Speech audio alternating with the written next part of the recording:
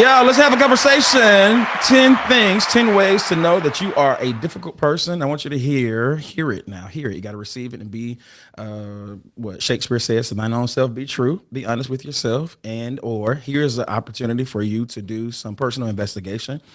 Text, call a few people who will tell you the truth and ask them, are you difficult to work with? Here are 10 signs that you are. Number one, people avoid giving you feedback.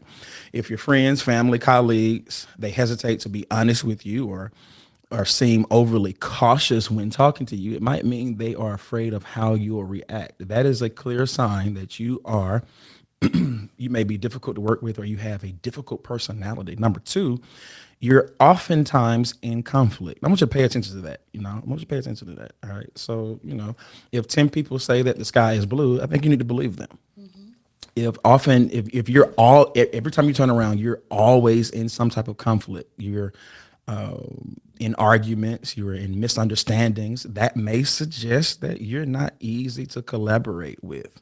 I want to say that again. If you're always in an issue or a conflict, if you're always in some type of misunderstanding or argument, even when it comes to your spouse or your significant other, if you're the person, hear this, if you're the person that when you say or do something, it starts or it is the beginning of a conflict, a week-long conflict, day-long conflict, you may be the problem. Number three, you struggle with teamwork.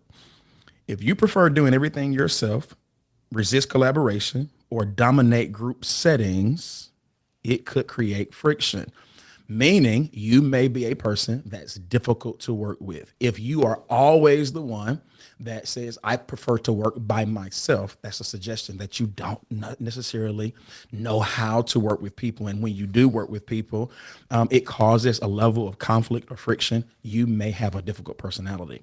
Number four, you're oftentimes defensive. You shut down, you push back anytime someone questions you. It may feel intimidating or inappropriate to others. You may have a difficult personality. You shut down or you always push back. You shut down or you always push back. Let me say this. I was thinking about this earlier today, that I have never said out of my mouth that I'm not a yes person. I'm not a yes man. I've never said that out of my mouth. Mm-hmm. I've never said, hey, I'm not a yes person. Yeah. Because I'm a teamwork person. Mm-hmm. And when you are a teamwork person, you know that sometimes you have to say yes, need to say yes, and then there are times where you give honest feedback. Mm-hmm. So to say out of your mouth, I'm not a yes person, for me, that's suggesting that everyone else is, mm-hmm. or that may be an indication that you don't work well with others. Yeah. When you know how to work with people, you don't have to say, well, I'm not a yes person, mm-hmm. because you understand the art of teamwork. Mm-hmm. Do you know, y'all, sometimes you have to say yes for the benefit of the team. Absolutely. I'll give you a perfect example. If all of us are about to go to lunch on a work day, hey, y'all, what do you want to eat? If 10 people say Chinese food and you're the 11th, is it necessary to say, well, I don't want that, but I'll do it anyway? Or is it a way to say, hey, I'm with the majority? Mm-hmm. Yep. Not necessarily saying, well, I'm just going to be honest, I don't want it, mm-hmm. but I'll go with you all. See, that's mm-hmm. Gotta be careful with that. If the majority says, let's do Mexican, I don't something is in, I have to kind of ask myself, why do I feel the need to highlight what I don't want, but I'll do it because you all want it, or you all want to? Maybe that is being difficult. That's not teamwork. You may think you're being a team player, but maybe you're being difficult. Yeah.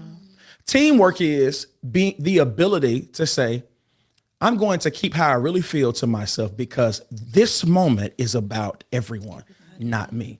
I think people are so selfish that they feel the need to always communicate what they disagree with versus saying, absolutely not. Self-control. I don't have to voice what I don't agree with. In this moment, it's not the time for me to say yes or no. It's the time for me to say, hey, I'll support the team. Yeah. Does that make sense? Yeah, that makes sense. Absolutely. Number 5, high turnover around you. You're always with new friends. Good stuff. Wow. Wow. You're not a people person. Yeah. You're always with new friends because if truth were told, you do something in every relationship causing people to say, no. And because you have a personality, not a people person, because you have a personality, you can win different people, making it seem as if you're a people person. Actually, no, you suck with relationships, you lose relationships, and you just find new people to gravitate to until what? You screw that relationship over. That's so good. That's a high turnover. You should have lasting friends. That's good. That's good. Maybe a sign that you're difficult. Number 6, you focus more on being right than being effective. Focus more on being right than effective. I found out because, people like to throw out their resume. Well, I have an extensive one. I found out that sometimes right is wrong. Sometimes right is wrong. Okay, yeah, it's right, but will this work? That's right. That's a right way or a logical way to look at it. But you're not dealing with logic. Sometimes you're dealing with people. And sometimes people are not logical. You have to deal with people in a different way. You have to do this to get people to respond like this. And that idea may be logical, but it's not effective to get people to participate or buy in. Am I saying something? No, so when you're dealing with projects and people and you're trying to get things done, sometimes you have to let go of right, wrong, and say what is going to be effective, not logical. And if you are hell bent on just being right, then you may be difficult to work with. Because relationship is not about right. Let me make a better example. Sometimes you're right, but I need to let go of right to win my partner. That's good. Men have a hard time with that. Men are very logical. This doesn't make sense, but maybe sometimes we have to let go of what makes sense and start submitting to what is effective to end this argument, to be closer. Am I making sense, y'all? So sometimes if you're loyal to right, you may not do well with people. Number 7, people seemed drained after interacting with you.